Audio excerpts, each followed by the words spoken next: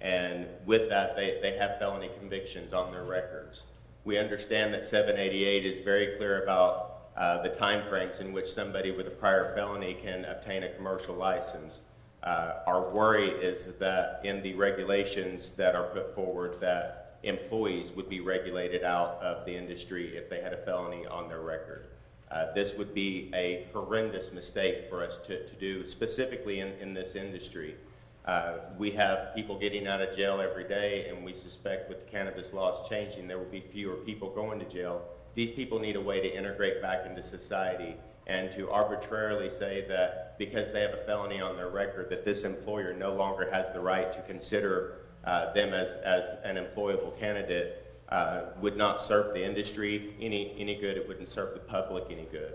There is nothing that somebody with a felony is going to do in a grow operation that is going to endanger the public, especially whenever you have the amount of testing and everything that goes into the product before it makes it to the shelves for the public to consume. So again, on our knees pleading, please do not exclude any member of the public from being able to find employment within the industry. A lot of the people that would be excluded from this are people that could be considered experts within the industry right now. The only reason they have a felony on their record is because they got caught up in some sort of cannabis charge, which ironically is what made them the expert in the business that they are. And I'm specifically, when I speak about this, I specifically speak of a friend of mine who recently got out of prison for cannabis charges. He spent 11 months in prison. His name's Damon Beck, and so we would refer to this as the Damon Rule. We do not want Damon regulated out of this business. We don't want anybody else that has a felony on their record to be regulated out of being able to be employed in this industry.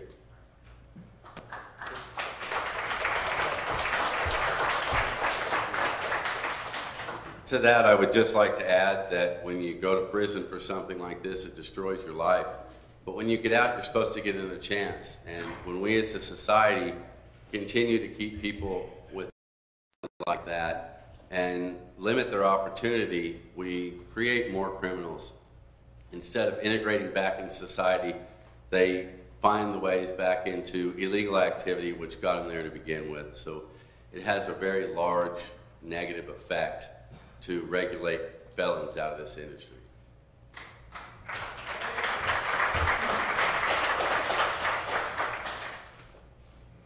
Chris, I'm going to let you do this one. Okay. All right, this is about, no inspections on home grow. This gets pretty basic.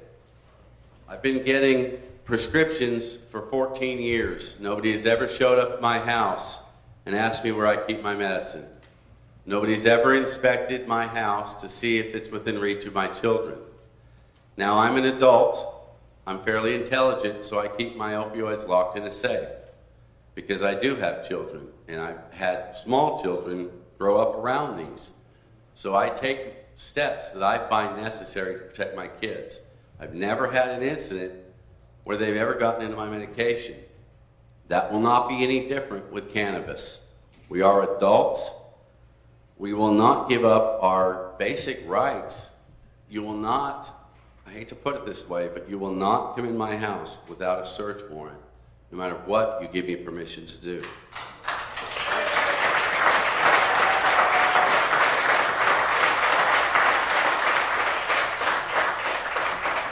I would like to add overregulation and regulations in general is why we're here today. We should all be getting ready to implement 788 right now. Overreach is why I went to my doctor yesterday and I talked to him about getting my recommendation, and he told me to go figure out what he's supposed to do, and then he would do it. But he doesn't know what to do because he's hearing about having to sign up, he's hearing about having to take classes, he's hearing about things that shouldn't be necessary. Now, if we want to have doctors take classes and learn about the endocannabinoid system, which we do, then they can do that as they do all their further education. But to make them do that before they start writing their recommendations, will make us wait even longer. And every day that we wait, my phone continues to ring every morning from people who are suffering. I'd like my phone to stop ringing. Please help me make it stop ringing.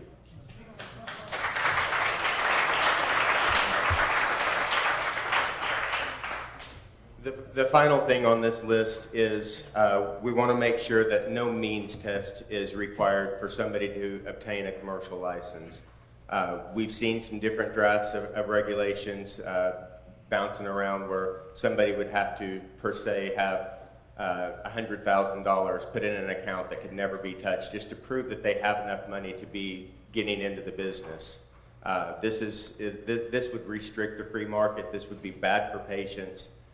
It would drive the cost up, and there's no reason to regulate out those mom and pop shops that you have the ability to be able to work with the public and help find them the pain relief and the relief from their symptoms that they need. So to require any extra amounts of money to be set aside just specifically to qualify to get a license is something that, again, that on our knees we ask that you don't do that you don't regulate this completely out of any small person's hands. That absolutely has been a part of driving these laws forward for years. With that being said, I'd like to bring Ron Durbin up here for just a minute and let him speak about the proposed regulations that we have. He will keep it short, and again, this is the rough draft of regulations. How much time do we have left? You have 14 minutes remaining. I would like to take this opportunity to say, A, normally in this building, clapping is not allowed. B, the clapping is probably taking 3 minutes of your time, so if we could refrain from clapping. We understand that this is a passionate issue for a lot of people. We want to get as much information as possible in this meeting. So with that, yes, you've got 14 minutes remaining. Okay, Ron Durbin. Thank you, Isaac. Draft statutes that you have in front of you are modeled off of Illinois.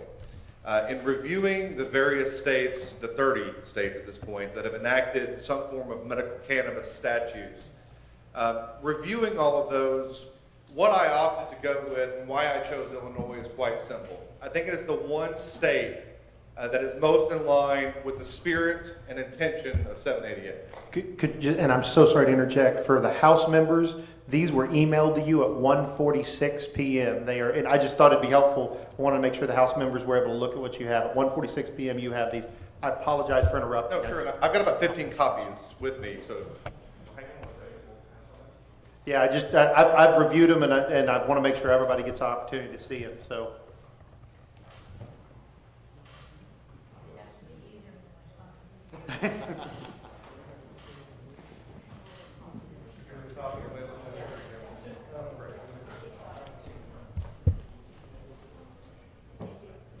I could have multitasked, but they said talking to the speaker or the microphone.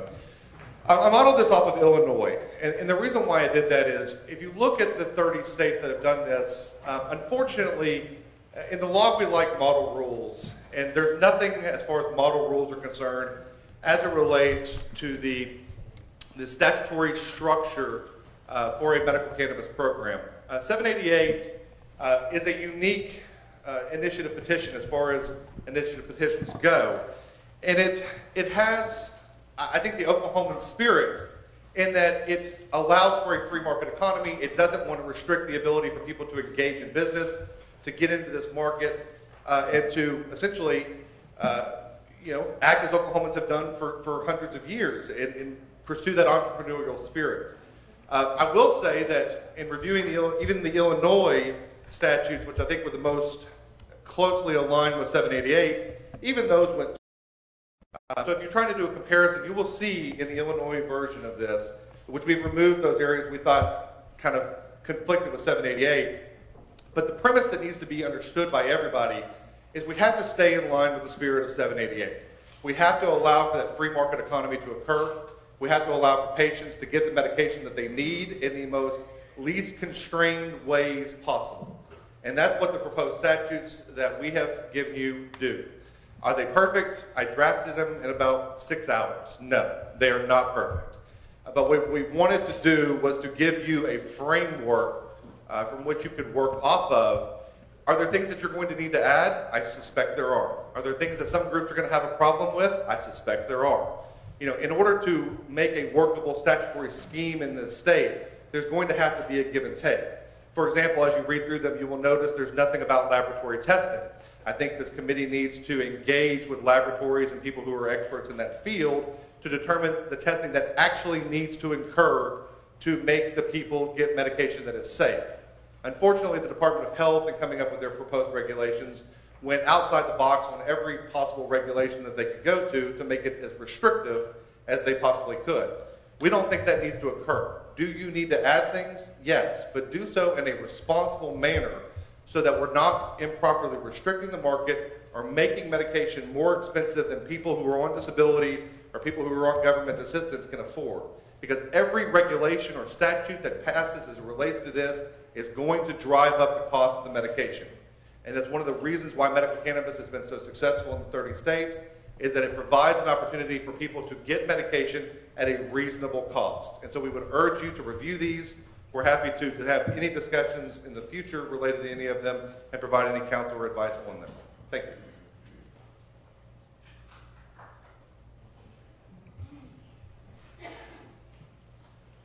Okay, at this point, we would like to open it up for any questions and answers.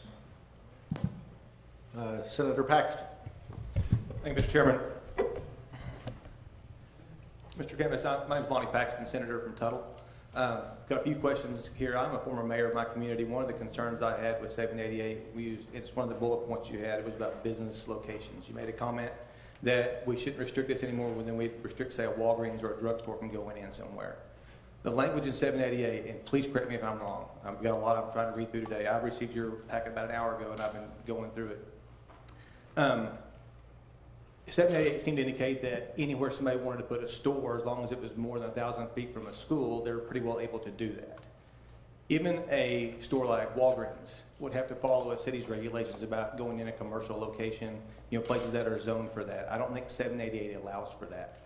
Would you agree or disagree with the stance that a municipality not being able to say you can't have these stores in our community, but be able to restrict them to areas that would be such as a commercial location? Would that be acceptable? I think as it relates to that, and one of the things that you'll see in the proposed statutes that we came up with is to allow some restriction as it relates to current zoning, but not allow a city to then change zoning for the purposes of excluding medical cannabis. I think normal compliance with zoning regulations is not unreasonable. Commercially zoned property being the place that should, a dispensary should be or something of that nature.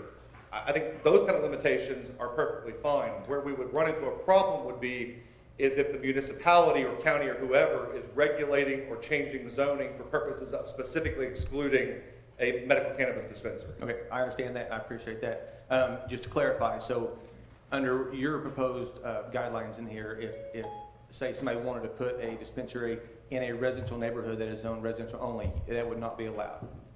No, that would not be allowed, and I don't think that under current zoning guidelines, even under 788, I don't think that would be allowed. Okay, thanks. I mean, 788 is broad there, but I don't think it's that broad.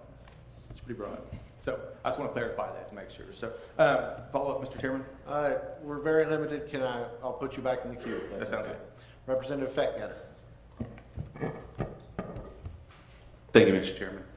I've heard several times today the word free market. I haven't had a chance to review your document because I just received it, but I wanted to see, do you have any limitations on sizes and of operations, whether it be grow facilities or those types of things? No. And 788 specifically calls for no limits. Okay, so I've been receiving some emails that, they had green to vote in their signature type stuff. That's why I'm asking you specifically. That have said that they want to limit it to a 10,000 square foot facility for grow operations.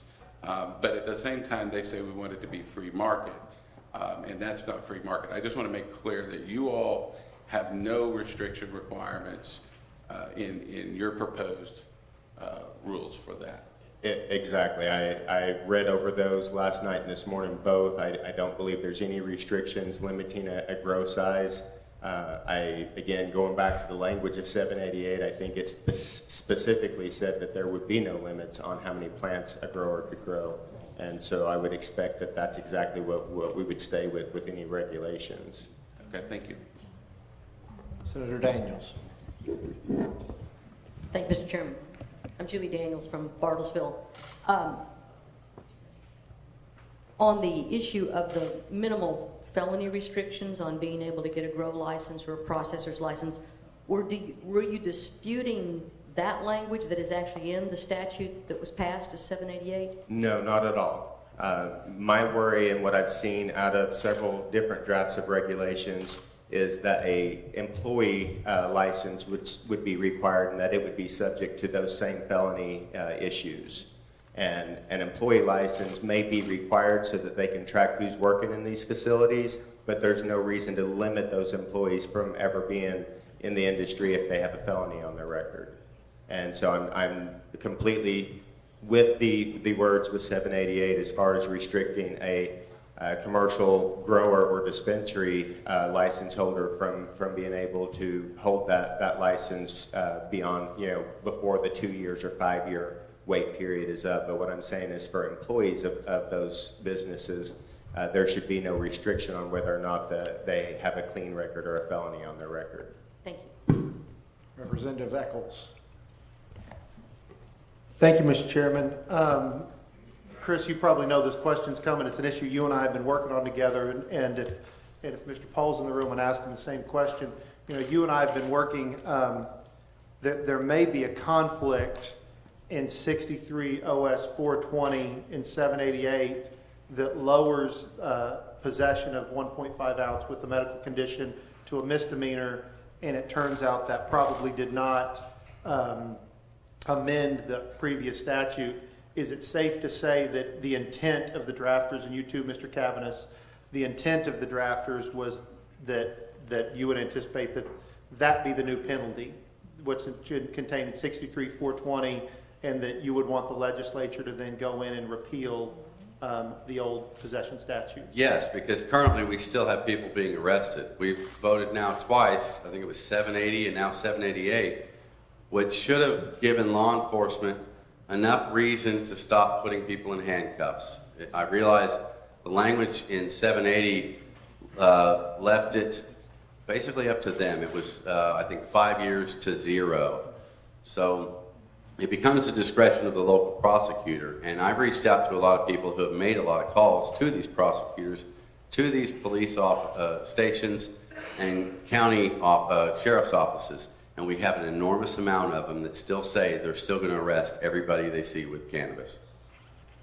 And just to be clear, and this is the definition of a softball question, but from the author's perspective, it was your intent that be the new law, correct? Is exactly what it is, and we deal with it. Yes. Thank you. Let me, if I could add one thing as it relates to that question. What we have in Oklahoma is a systemic problem in DA offices as it relates to the softening of marijuana punishments. Instead of charging people with possession of marijuana, what a lot of the district attorney's offices have done is they've gone to charging with possession with intent to distribute, which then makes it a felony again. The people already spoke to that issue, but the DA's offices, Tulsa County being one of them, have gone and carved it up to intent to distribute, so they can still charge them with a felony and punish them on a wider range than what the people intended. So that's still a problem that needs to be addressed. Thank you. Now we have time for one final question. Senator Paxton. Hey, Mr. Chairman. Just real quick, I do have a concern with this, and I can tell you, I've read through this briefly, and I can tell you there's much, much more I agree with you all in here than I would disagree with. My questions are more of clarification. And one thing I've had a concern with since this passed was the issue with workplace safety, with, say a construction site, to make sure that there's not people who are somehow intoxicated anyway working on that site. Right now there's ways to test for that, and employers have rights in restricting that. Reading through your draft here, there is a section in here that says, nothing in this act shall prevent a private business from restricting or prohibiting the medical use of cannabis on its property or by its employee. Do you think that there should be a provision that allows an employer to somehow not let somebody who may be somehow impaired use large equipment, use things that could be dangerous to the public? No, absolutely not. What my thoughts are with an employer is that we live in a right to work state. An employer can fire any employee for no reason at all. And so 788 specifically said that an employer cannot fire someone for simply having a medical card. Nothing in 788 ever said that you can come to work impaired by marijuana and not get arrested or not get fired. And so I would expect that that's the way that it would go throughout any business, is that no different than any other pharmaceutical that a person would be on. If you come to work impaired, then you're risking your job. But you're not going to be risking your job simply for using it as a medication in the time frames that in your off hours. But if you came to work impaired, obviously your employer would have the ability to fire you. Okay. Well, thank you for the answer, and thank you very much for the work you all put into this. It's been very informative. Thank you. Just related to that. But is that not inconsistent with what I'm reading in 788 says employers may not take action against a holder solely based on status as a license holder or the results of a drug test showing positive for marijuana or its components? Does that not contradict what you just said? Sure. No, that doesn't. That doesn't say anything about them being able to be impaired. That says you can't hold it against them that they have a card. It doesn't say they can come to work impaired. So the best analogy that I can give you would be, it's lawful to operate a motor vehicle under, various pain medications, but you still can't operate that motor vehicle if it impairs your ability to safely operate that motor vehicle. So the same rule would apply as it relates to employers. You can't punish somebody simply for having a medical card, but you can terminate them or take whatever kind of disciplinary action you want to if they're impaired while trying to perform it. We certainly don't want a doctor that's falling down in an operating room to be on alcohol or anything else if that's going to impair their ability to perform a surgery or whatever. None of these things seek to restrict an employer's ability to do that, and under the framework of Oklahoma, I don't think we're doing that with any of the proposed regulations that I've seen. All right. Thank you guys very much for being here. Thank you for, obviously you put in a lot of work in the last 48 hours. I very much appreciate what you've done, and my guess is that we will be talking more. And just as a follow-up real quick, short, the reason that you can't use a drug test as a reason to fire someone rather than them actually being impaired is because cannabis stays in your system for 30 to 45 days at a time. So if somebody was to, say, medicate on a Saturday, when they came to work on Monday, they would definitely still test positive for cannabis. It would even be showing in limits high enough for somebody to say that could cause impairment. So it becomes more of a visible thing as far as whether somebody is impaired or not impaired. Thank you guys very much.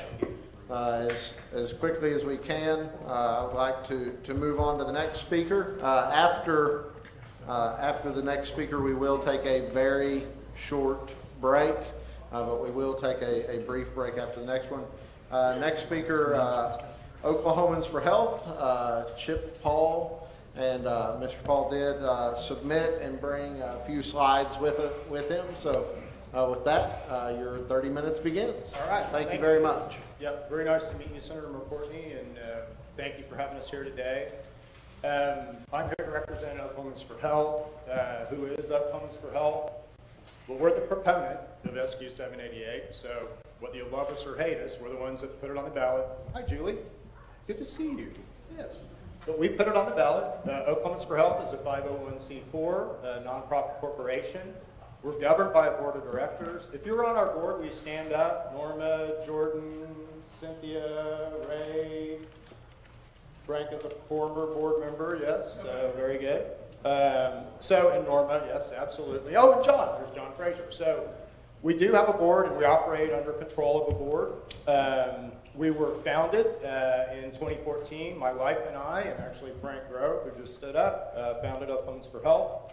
I'm the current chairman of Oklahomans for Health, and I'm also the principal author of SQ 788. So if you gentlemen want to know intent, then I'm happy to talk to you about intent, and we'll talk about that in a second. A lot of people have language in SQ 7. I'm sure Isaac has language in SQ 788. Many activists have language in 788, but the big ideas in 788 were pulled together and put together by, really me. So, and I don't say that in any ego way. I'm just saying that as I can speak to intent, all right? So let's talk about really the big picture ideas in SQ 788. What are the principal tenets? And let me tell you a little bit of a story, and I think this will help you understand why intent is important. So in 2014, we actually petitioned the state twice. We did it in 2014, and we did it in 2016. When we petitioned in 2014, in our law, we had medical conditions. So we very much duplicated what California had done with medical conditions. But a very interesting thing happened in 2015. So I got a call from a lady who was, she was with mothers for, cannabis for kids with autism or something like that. But they had been going around the country and basically petitioning all the medical marijuana organizations in other states to get autism on as a condition. Because again, we're the first state to do it this way. Every other state has medical conditions. So how do you get a new condition on? Well, you got to go petition the authorities or, whoever it be, the people that be. But they were having great data. They were having great difficulty getting autism considered in other states. They did get it considered in Michigan, which I thought was interesting. But anyway, after that conversation, we're like, oh yeah, well, we definitely need to put autism on our list because it's definitely, there's efficacy there. But I think we need to consider something else. So at that point, we considered eliminating medical conditions. And we considered, and again, it was a group decision, I would say, but by eliminating medical conditions, we thought through, well, what would happen? What would happen if we did that? And why would we do that, right? What would that drive as far as the physician community? And if we did do that, how could we put that regulation in the proper place, just like it is now, right? So doctors are regulated as to pharma. They're regulated as to how many medications they can prescribe.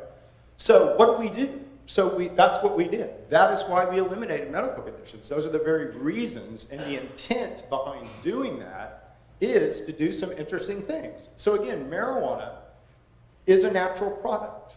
It has proven efficacy and proven safety. After you get over all the sexiness and the craziness and all that, it's like turmeric. It's like sage, all right? So it's in that category of things. Now, certainly it's legally not, but, as to a natural product, and if you consider it in FDA-like terms, it basically is a safe natural product. So by eliminating medical conditions, again, what we wanted to do is we wanted to open the door to any condition because, again, we're dealing with something that's your master regulatory system. So cannabis is special because it affects something called the endocannabinoid system. That regulates your entire body, regulates your immune, feeding your craving, your cognitive response. So, and this isn't taught in any major university yet, right? So University of Mississippi, the only place where they've been growing medical cannabis since 1968 is just considering this fall teaching a class on the endocannabinoid system to their PharmD PhDs. So how does a physician treat someone? Well, they got to know about the endocannabinoid system, and once they begin to know about this endocannabinoid system, I think we're going to see some real cool advances in medicine. Because again, it's your master regulatory system.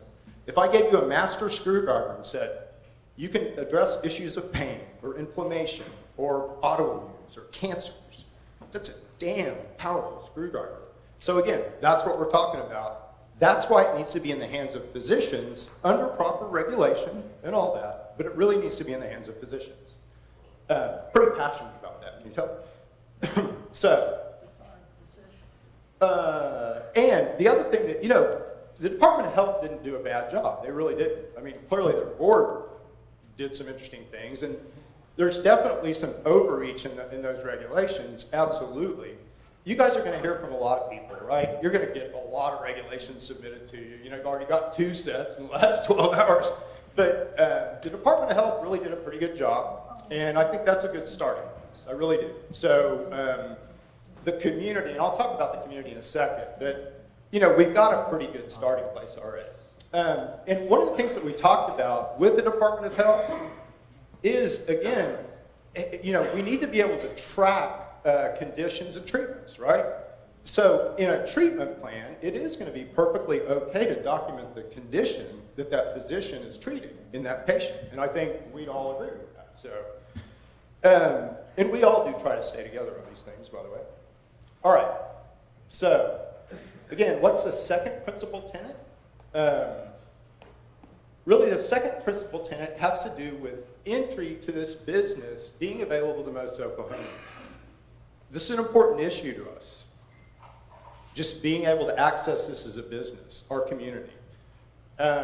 Again, there's some special interest groups that, you know, want to advantage big businesses. There's some special interest groups that want to advantage out-of-state people. We don't want to do that. That's not what 788 is about. 788 is about giving you the ability to get in the business, or you, anybody in this room. So, we need access, but we probably also need to do something to protect the little guy. And somebody brought up canopy size. Canopy size is a way to protect small growers. So if you limit canopy size to 20,000 square feet or something like that, you do protect small growers.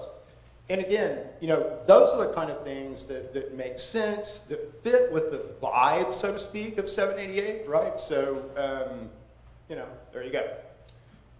Fees are pretty clearly stated. I don't think there's any need for additional fees, you know, bonds and stuff like that. I mean, that's kind of ridiculous. You know, there's a lot of stuff that's in the health department regulations that did come from OBN and did come from, you know, alcohol and tobacco, right? So we'll work through all that. All right, and really the last principal tenet is we want to be able to grow our own medicine, as Chris Moe so aptly just talked about. It's very important to our community to be able to grow our own medicine. And that's why we put 6 plants in the law. And again, you've heard from members of the community that, you know, the line on my front door is pretty sacrosanct, so we don't want people crossing that line. Okay, so what are our goals for the future? Well, what we really want to do is translate the thinking and what we've done in 788 into proper regulation. Now, you guys probably don't expect this, but I think you're going to learn a lot about our community in the coming months. I think you're going to learn that our community is very sophisticated, that we have way more intelligence and more knowledge about this industry than you would think. A lot of us have worked in the industry. A lot of us are in the industry nationally now. So we know what we're doing. We really do. And we have experience outside this state that a lot of you guys don't have. So I would suggest strongly that you rely on us and really listen to our voice. And again, we want to get this right as much as you do. We passed our law. We know what that law needs to say. We know the vibe and spirit under that law. Department of Health might get there, might not, might need your help. But anyway, and the other thing that we are absolutely about is to protect patient safety. I mean, we just did this for patients. Do you think any of us want an unsafe environment? We absolutely do not. So we absolutely do not. All right. Oh, wasn't there? Oh, there we go. Okay, so this is going to get interesting. You've got a lot of people here. How do you listen to us? 788 wasn't done by any big business. Nobody wrote us any big checks. It is truly a we the people movement. The people in this room helped make this happen, right? So there's never been anything like this around the nation or in this state, I'd argue, okay? So how do you listen to us? This is going to be a difficult thing. So, and who are we, really? I mean, so who is Oklahomans for Health? I would say Oklahomans for Health is the listening point to talk about 788. So we put the law in the books. We're the principal authors of the law. We understand the intent of the law. So we can focus our 500,000, voters into a lens that is called Oklahomans for Health as it relates to 788. Now, if you talk to individual people, they're all going to have all kinds of different opinions, and everybody has an opinion, right? But this is the lens that we will try to focus our will through. Green to Vote, again, who just spoke, we share a lot of people in common. We have a lot of activists that work together, and we're supportive of what they're doing, and they're supportive of what we're doing. We share board members even. So we're very closely knit. But Green the Vote is the group that's running the current petition, 796 and 797. So as it comes to those type things, Green the Vote really is the go-to. And again, we just formed a new trade organization. So there's an Oklahoma Cannabis Trade Association that's formed. And in the future, that organization, we would hope, would be the lens where we would focus, again, that 500,000 voters. So we know it's confusing. We know it's confusing for you guys. Who do you talk to? Who's the right voice, right? Who's the right opinion? Who's the go-to people? These are the go-to people, all right? You've got a bunch of special interests. You've got people driven by special interests. But we would hope that you would go to these folks, all right? So, questions? And can I get a glass of water?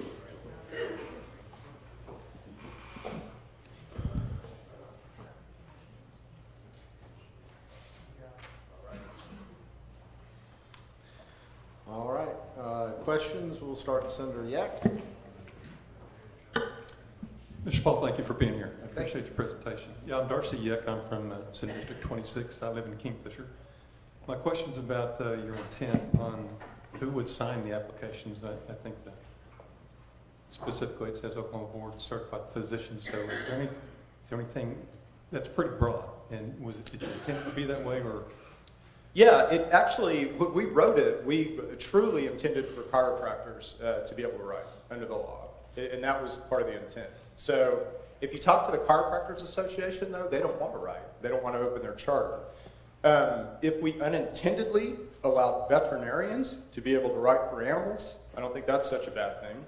But obviously our intent is as stated. We intended for your family doctor or a board-certified physician to be the people who basically regulate this program on the ground.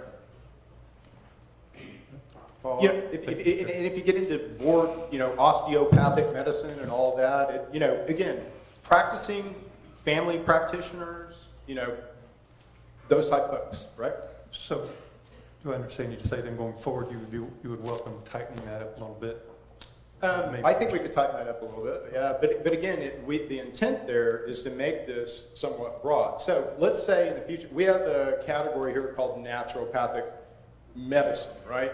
I don't think we board certified physicians yet, but a lot of states do.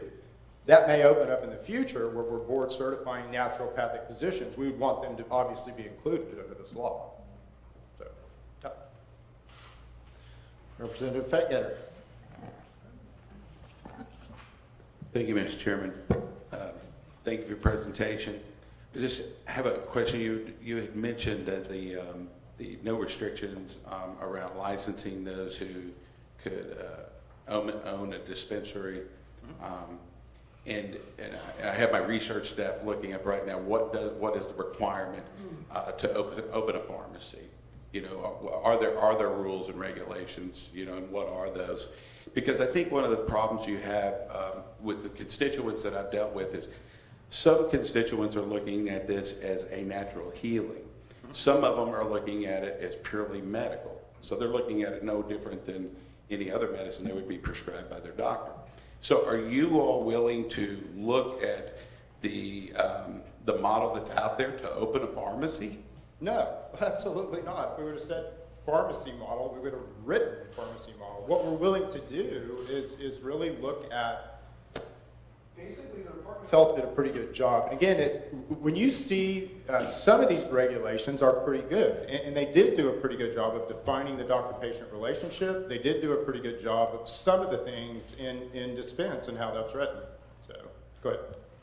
So I just want to be clear, because I grew up in a mom and pop business, so I understand how important it is for the everyday Oklahoman to be able to take an opportunity like this and start a business. And the 25% rule keeps, I haven't been able to define what big business is in this industry at this point. I'm not sure that there's a Walmart of cannabis out there, but there is. My question is, I just want to make sure you're saying no limitations, no requirements, nothing other than being able to pay a simple licensing fee to be able to open a dispensary to dispense a medical product? No, that's not what I said at all. You asked me about a pharmacy, and I responded to your pharmacy question. If you look at the Department of Health rules, they're very specific on what it takes to open a dispensary, and that's a very good starting place. Thank you. Representative Copeland. Thank you, Mr. Chairman. Mr. Paul, since you are the author, and if I understood you correctly, you stated that the original rules, less the amendments that the health department had a little problem with there, covered the implementation as you wrote 788. Is that correct? No. What I said was it's a pretty good starting place. So it definitely, there's still a lot of, there's a lot of overreach still in there. The Attorney General's letter obviously needs to be addressed, and I think they're in the process of doing that.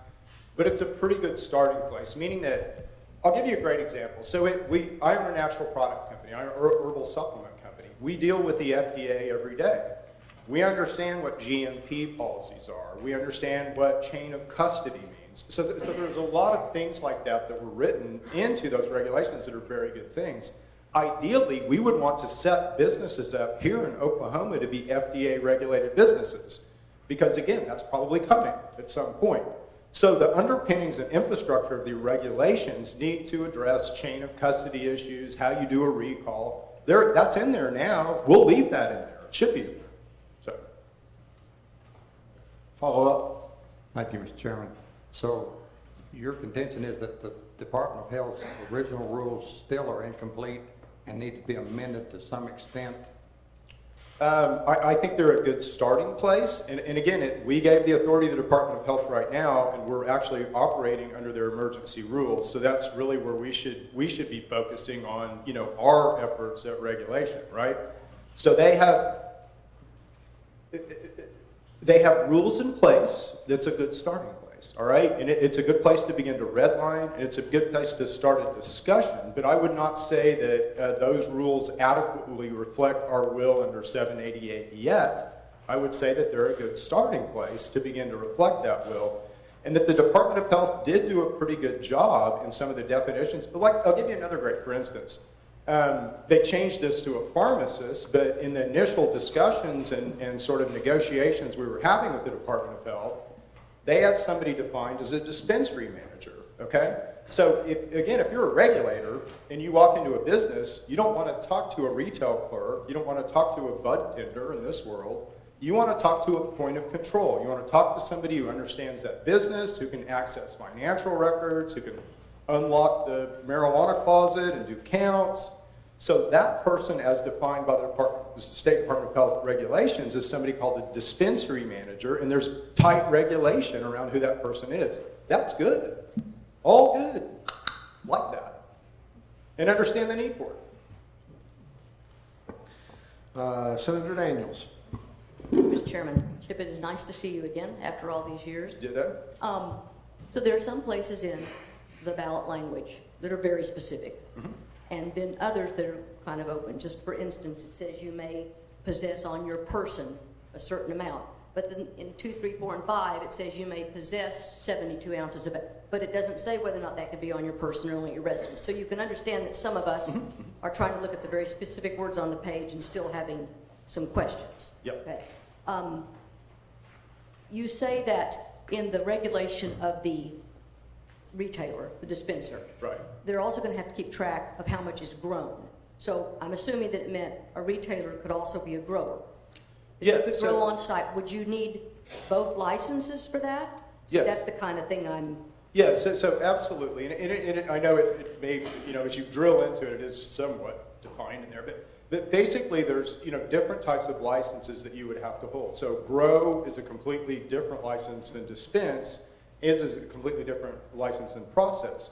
But you may very well want to hold all 3 of those licenses in an integrated environment, be growing, processing, and selling, out the front door. So okay, and one more thing I'm confused about. You said that a processor could actually process for an individual license holder. Correct. Now, that seems to me wrought with all sorts of concerns so Let's explain that. enlighten me on that, because that's all that was said in the actual language. And again, we realize, our community realizes this. You know, you guys haven't been to Colorado. Maybe you have or maybe you haven't. You haven't been to California. You don't understand how these programs, really, you know, most of us don't understand how these programs operate and all of this.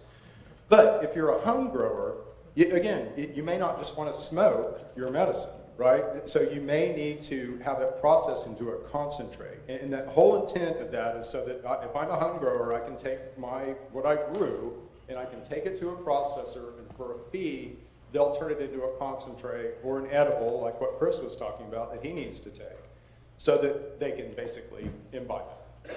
Right, but elsewhere in the bill, it specified exactly what records would be kept and how they would be reported. Right. Do you anticipate any record keeping Oh, of yeah, an yeah, yeah, individual yeah. license? So that wasn't spoken to in the actual language. But again, when you guys know this, when you write a law, you write a law, right? A law is a law. You regulate under that law, and you get more specific, and you define things.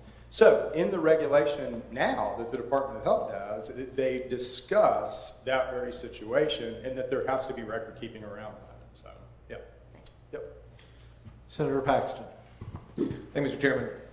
Thank you for being here. Thank you for your candor, by the way. Sure. I appreciate it.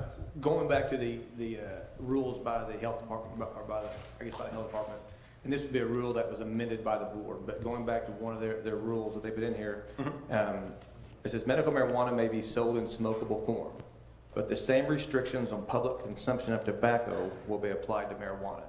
Do you agree that that is an appropriate deal, that smoking laws in Oklahoma would apply to smoking tobacco in public? 1,000%. In fact, we put that in there. We demanded that be in there. Okay, thank you. And would that also include, say, a landlord of a hotel or an apartment complex or an individual rent house? Yep. I would understand where it says you cannot deny the tenant living there because they have a license, but as a landlord, can I say, just like tobacco, I don't want you smoking anything in my house or growing anything in my house? Is that still my right as a landlord to do that? The way that's referred to in the health department regulations is it defers to the whatever the Oklahoma tobacco smoking laws are. So it would defer to that. So same rules would apply.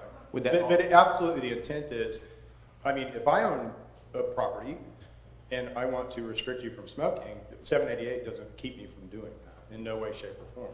Thank you. Would that also allow me as a landlord to say, you can't grow it in the house? Yeah, absolutely. Okay. Yeah. And so, and again, that is in, so did the health department get it completely wrong? No. I mean, they definitely did some bad stuff, and we all know.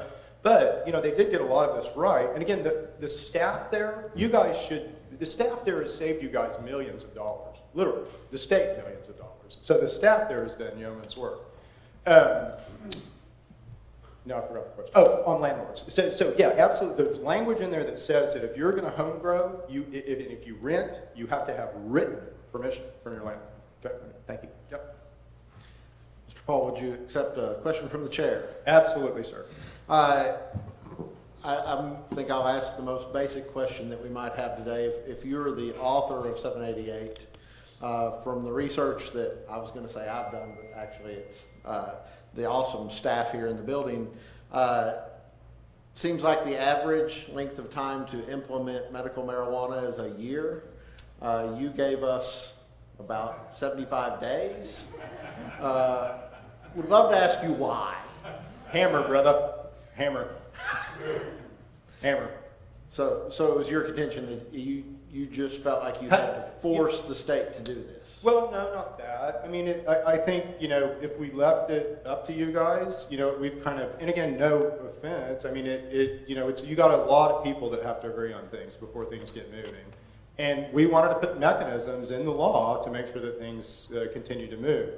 And guess what? You know, shockingly, the Department of Health is doing it.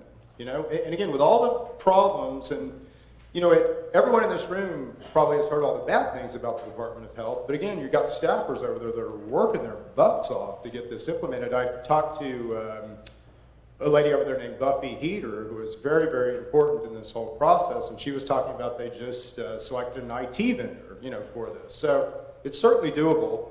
You know, it's doable, and I know we gave you a short ticker, and but it's serving a purpose, isn't it? It's working. Okay, I guess my next question would be, you continue to mention that the health department's regulations are a starting point. Is it your suggestion that the health department needs to make more regulations, or that there are regulations that the legislature needs to do, or is it both? Again, we just passed this law. I don't think we need to change the law, right? We need to regulate under the law, and then we need to operate the law, and then we need to make changes around that operation, right? So what's working and what's not, what's successful and what's not. We did throw something very unique at the state, with this lack of medical conditions. But I think when you look at how that's regulated, you'll see that our intent was proper there. We will be more restrictive than most other medical states, and you can see that in the regulation. And we would hope that that's it basically happens. Okay. So you guys are great at making laws. We've got a lot of good regulators in the state. So let's let the regulators regulate, and you guys make the laws. I think that's proper. And again, a lot of staffers over there doing a lot of hard work. And have they got it 100% right? No. In fact, I'll tell you something that they did that's annoying and that we're going to, hopefully address. And again, this is an overreach that wasn't talked about by the Attorney General. But the testing standards that they pulled California's testing standards. So it's just silly, right? It's way over egregious, way overreach. California's testing standards have yet to be implemented because no one can afford to build a lab to be able to implement them. And, we don't want to do that, right? So we need to throw that out and kind of start with a different state's testing standards and kind of go into that. So that'll be what we suggest to the Department of Health. So. I believe we have time for one more question. Representative Eccles, and then, yes, we'll let Representative Warren go after that. Chip, thanks for coming. Thank you, I John. appreciate you being here. Yeah, so very quick questions. You had mentioned the AG letter. I know you've read it. One of the calls I have made publicly, on behalf of me, not on behalf of the committee, is that the Department of Health should immediately implement all of the recommendations of the AG letter. From your perspective, is there anything in that letter that you disagree with or that should not be implemented? Okay. As to labeling, and I should have prepped you for this, so you may not be the right person to ask, but what do you think about the labeling standards that the Department of Health has so far? Yeah, so I am the right person to ask. Okay. I'm literally redlining that right now. So they're a little egregious. And again, those labeling standards are following California's testing. Testing and labeling kind of go hand in hand when you look at regulation. And again, we're reviewing that quite tightly. And we would hope, even though it wasn't addressed in the Attorney General's letter, that testing's got to go. I mean, we won't be able to implement the program because nobody will be able to afford a lab to be able to do the testing, basically. So. And my final question, Mr. Chairman, for follow-up. Is the same question I asked Mr. Moe about 63 OS 420 from the bill's perspective. Would it be the anticipation that we would go in and do something about that and make that the new penalty? Yeah. The intent there, for you guys that don't know, so let's say I forget my card, my medical card, and I'm driving wherever, and I have marijuana in my car, and I get pulled over, and I get arrested.